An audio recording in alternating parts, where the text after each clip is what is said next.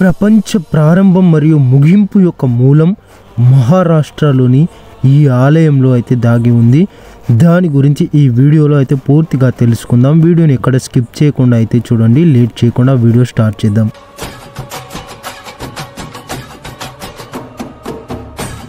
మహారాష్ట్రలోని కేదారేశ్వర్ ఆలయం ప్రపంచ వినాశనాన్ని అయితే సూచిస్తుంది. ఈ ఆలయం ఇప్పటికీ 3 స్తంభాలు అయితే కూలిపోయి ఉంది. చివరి లేదా 4వ స్తంభం నాశనమైనప్పుడు ప్రపంచం అంతమవుతుందని అంటున్నారు. ఈ శివాలయంలో అనేక రహస్యాలు అయితే దాగి ఉన్నాయని కూడా చెప్తారు. కాబట్టి ఈ ఆలయం మహారాష్ట్రలో ఎక్కడ ఉందో తెలుసుకుందాం.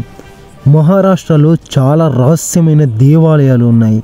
అయితే ఈ ప్రత్యేకమైన ఆలయం పుణ్యశ్లోక జిల్లాలోని అహల్యాదేవ్ నగర్, గతంలో అహ్మదానగర్ అని పిలిచేవారు, సహ్యాద్రి పర్వత శ్రేణిలో ఉన్న హరిశ్చంద్రగఢ్ వద్ద ఉంది. కేదారేశ్వర్ గుహ ఆలయం మహారాష్ట్రలో అత్యంత మర్మమైన ఆలయంగా పరిగణించబడుతుంది. 4000 అడుగుల ఎత్తైన పర్వతంపై ఉన్న కేదారేశ్వర్ గుహ ఆలయం కేవలం ఒక స్తంభంపై అయితే ఉంది. ఆలయంలో మిగిలిన 3 స్తంభాలు శిథిలావస్థకు చేరుకున్నాయి. ఆలయంలో చివరి 4వ స్తంభం కూలిపోయినప్పుడు ప్రపంచం అంతమవుతుందని చెబుతున్నారు. కేదారేశ్వర ఆలయం అహ్మద్నగర్ జిల్లాలోని హరిశ్చంద్రగఢ్ కోటలోని భూగర్భ గుహలో అయితే ఉంది. ఈ ఆలయాన్ని కేదారేశ్వర గుహ ఆలయం అని కూడా పిలుస్తారు. ఆ గుహ అంత లోతుగా నీరు ఉంది. ఆ నీటిలో ఒక శివలింగం అయితే ఉంటుంది. శివలింగం దగ్గర నీరు చాలా చల్లగా ఉండటం వలన అక్కడికి చేరుకోవడం చాలా కష్టం. వర్షాకాలంలో ఆ ఆలయం లోపలి భాగం పూర్తిగా నీటితో నిండి ఉంటుంది. శివలింగం స్వయంచాలకంగా నీటిపైన పైకి లేస్తుంది మరియు నీరు ఎండిపోయిన తర్వాత శివలింగం దాని అసలు స్థానానికైతే తిరిగి వస్తుంది. ఇది ఒక అద్భుతం అని చెప్పవచ్చు. ప్రపంచ వినాశనాన్ని సూచించే ఆలయం కేదారేశ్వర ఆలయంలో ఒక రహస్యం దాగి ఉంది. అదే ప్రపంచ వినాశనం. ఈ ఆలయాన్ని రహస్యాలకు కీలకంగా కూడా భావిస్తారు.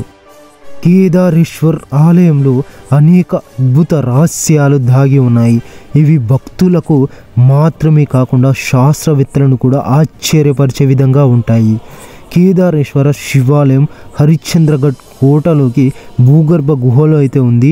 ఆలయం చుట్టూ ఉన్న ప్రాంతం కూడా ప్రకృతి సౌందర్యంతో నిండి ఉంటుంది. కానీ మీరు ఇది చదివితే ఆశ్చర్యపోతారు. కేదారేశ్వర్ గుహ ఆలయం ఒకే స్తంభంపై ఉంది. ఆలయంలోని మిగతా 3 స్తంభాలు పూర్తిగా ధ్వంసమయ్యాయి. ఒకే గుడి స్తంభం కూలిపోతే ఒక యుగం ముగిసిపోతుందని అంటున్నారు. సతయుగం చివరిలో ఆలయంలోని మొదటి స్తంభం అయితే కూలిపోయింది. త్రేతాయుగం చివరిలో 2వ స్తంభం కూలిపోయింది. ద్వాపర యుగం చివరిలో 3వ స్తంభం కూలిపోయింది. ఇది కలియుగం చివరిలో ఆలయంలో 4వ స్తంభం కూలిపోతుందని నమ్ముతున్నారు. మారుతున్న ఋతువులతో ఎత్తు మారుతుంది. కేదారేశ్వర ఆలయం గురించి అనేక ఇతిహాసాలు అయితే ఉన్నాయి. మారుతున్న యుగాన్ని బట్టి ఆలయం ఎత్తు అయితే మారుతుంది. ప్రతి విశ్వయుగం ముందుకు సాగుతున్న కొద్దీ ఈ మార్పు సంభవిస్తుంది. వేసవిలో శివలింగం చుట్టూ ఉన్న నీటి ఉష్ణోగ్రత కూడా మారుతుంది. వేసవిలో ఈ నీరు మంచులా చల్లగా అయితే ఉంటుంది. శీతాకాలంలో అది వెచ్చగా మారుతుంది. ఈ చల్లని నీటిలో స్నానం చేయడం ఆధ్యాత్మికంగా చాలా ముఖ్యమైనదిగా పరిగణించబడింది. ఇక్కడ స్నానం చేస్తే సకల పాపాలు తొలగిపోతాయని నమ్ముతారు. ఒక గొప్ప నిర్మాణం ఆవిష్కరణ. కేదారేశ్వర ఆలయం యొక్క గొప్ప నిర్మాణ కళాఖండం వాస్తు శిల్పానికి చక్కటి ఉదాహరణ అయిన కేదారేశ్వర ఆలయం 4 స్తంభాలపై అయితే ఉంది. అయితే ఇప్పుడు 3 స్తంభాలు కూలిపోయాయి మరియు ఆలయం ఒకే స్తంభంపై అయితే ఉంది. హిందూ పురాణాల ప్రకారం కలియుగం అంతం కావడానికి ముందు కొన్ని సంకేతాలు అయితే కనిపిస్తున్నాయి. ముఖ్యంగా కలియుగం అంతమయ్యే సమయంలో కొన్ని ప్రత్యేక సంఘటనలు జరుగుతున్నాయని పోతులూరి వీరబ్రహ్మేంద్రం గారు తన కాలజ్ఞాన గ్రంథంలో అయితే ప్రస్తావించారు. వీటన్నింటితో పాటు కళ్ళ ముందు కనిపించే మరో సంకేతమే హరిశ్చంద్ర కోటలో ఉన్న శివాలయం. ఇక్కడ ఉండే గుహలోని దేవాలయంలో కలియుగం లింక్ ఉందని స్థానికులైతే చెప్తారు. అక్కడ ఉన్న శివాలయంలో 5 అడుగుల శివలింగం ఉంది. దానిపై ఉన్న రాయి కిందకు జారకుండా ఆపుతూ 4 స్తంభాలైతే ఉంటాయి. ఈ స్తంభాలే యుగాంతం గురించి వివరిస్తాయని చెబుతారు స్థానికులు. ఎందుకంటే ఈ గుడిలో ఉన్న 4 స్తంభాలు సత్యయుగం, త్రేతాయుగం, ద్వాపరయుగం, కలియుగానికి ప్రతీకలుగా భావించారు. ఈ సందర్భంగా కలియుగానికి ఈ దేవాలయానికి సంబంధం ఏమిటి, ఈ 4 స్తంభాల వెనుక ఉన్న రహస్యం ఏమిటో చూద్దాం. ఈ ఆలయాన్ని ఎవరు నిర్మించారంటే స్థానికుల కథనం మేరకు ఈ ఆలయం 6వ శతాబ్దంలో హరిశ్చంద్రగఢ్ కోటలో లోపలి కలచూరి రాజవంశం నిర్మించింది. గొప్ప గొప్ప ఋషులలో ఒకరైన చాంగ్దేవ్ ఇక్కడే ఉండి 14వ శతాబ్దంలో ప్రసిద్ధి గ్రంథమైన తత్వాసర్ రచించాడు. ఈ ఆలయానికి సమీపంలో 3 గుహలైతే ఉన్నాయి. అందులో ఒక గుహలో 5 అడుగుల శివలింగం అయితే ఉంది.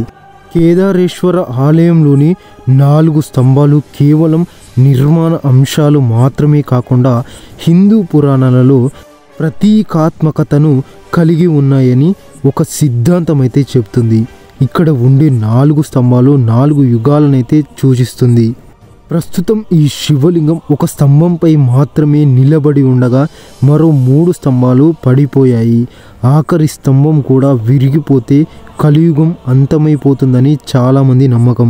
కేదారేశ్వర గుహలో ఉండే దేవాలయం కేవలం మతపరమైన ప్రదేశం మాత్రమే కాదు, సహజంగా ఏర్పడిన గుహలో అయితే ఉంది.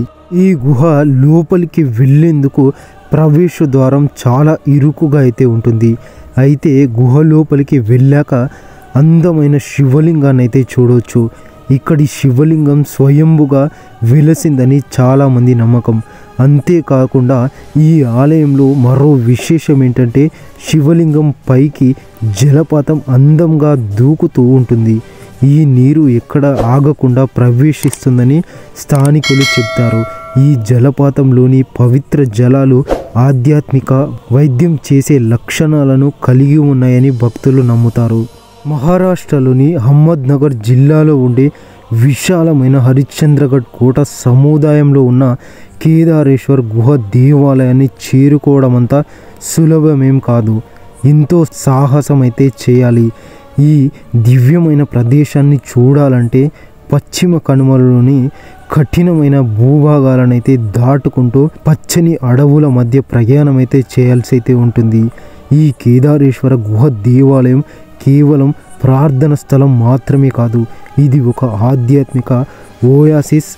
ఈ గుహ లోపల ఉన్న ప్రశాంత వాతావరణం, దాని చుట్టూ ఉన్న సహజ సౌందర్యం, ప్రశాంతత, అంతర్గత శాంతి కోరుకునేవారు, ధ్యానం చేయాలనుకునేవారు ఈ ఆలయానికైతే వస్తారు. హరిశ్చంద్రగఢ్ ప్రతి సీజన్లో విభిన్నమైన ట్రెక్కింగ్ అనుభవాన్ని అయితే అందిస్తుంది.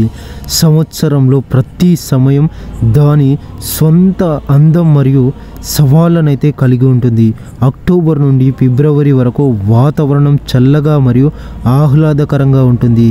వర్షాకాలం తర్వాత కొండలు పచ్చగా ఉంటాయి మరియు ఆకాశం స్పష్టంగా అయితే ఉంటుంది. కొంకన్ కడ మరియు తారామణి శిఖరం నుండి అద్భుతమైన దృశ్యాలను అయితే చూడవచ్చు. హరిశ్చంద్రగఢ్ కొంకంకాడ చరిత్ర ఏమిటో తెలుసుకుందాం. దీని మూలం 6వ శతాబ్దంలో కలచూరి రాజవంశం పాలనలో ఉందని చెబుతారు. ఈ కోట ఈ యుగంలో నిర్మించబడిందని, వివిధ గుహలు బహుశా 11వ శతాబ్దంలో చెక్కబడి ఉండవచ్చని, ఈ గుహలలో విష్ణు విగ్రహాలైతే ఉన్నాయి. వారణాసిలో హరిశ్చంద్రగఢ్ మరొక ప్రసిద్ధి చెందిన ఘాట్. ఇది 2 దహన ఘాట్లోకి ఒకటి. మరొకటి మణికర్ణిక ఘాట్. ఇక్కడ దహనం చేసినప్పుడు మనిషి ఆత్మ మోక్షానైతే పొందుతుందని నమ్ముతారు. రోడ్డు మార్గం ద్వారా ఈ ఘాట్ని అయితే సందర్శించుకోవచ్చు, లేదా పడవ ప్రయాణంలో కూడా దీనిని సందర్శించుకోవచ్చు. హిందూ మతంలో స్తంభం దేవాలయాల ముందు ధ్వజస్తంభం అయితే కనిపిస్తుంది. ఇది పవిత్ర ఆక్షం మరియు దేవత ఉనికిని అయితే సూచిస్తుంది. అదే సమయంలో దైవిక క్రమాన్ని కూడా సూచిస్తుంది. బౌద్ధ మతంలో స్తంభం అశోక స్తంభాల వంటి స్తంభాల రూపాన్ని అయితే తీసుకుంటుంది. వీటిలో శాసనాలు మరియు బోధనలు అయితే చెక్కబడ్డాయి. హరిశ్చంద్రేశ్వర ఆలయానికి సమీపంలో ఉన్న రైల్వే స్టేషన్ గురించి చూద్దాం. హరిశ్చంద్రగఢ్ కోటకు సమీపంలో రైల్వే స్టేషన్ ఇగత్పురి నుంచి 40 కిలోమీటర్ల దూరంలో అయితే ఉంటుంది. ఇగత్పురి చేరుకున్న తర్వాత మీరు రోడ్డు మార్గంలో టాక్సీ, బస్సు, మోటార్ బైక్ ప్రయాణం అయితే చేయవచ్చు. Thank you for watching this video. మరొక మంచి వీడియోతో మళ్ళీ కలుద్దాం.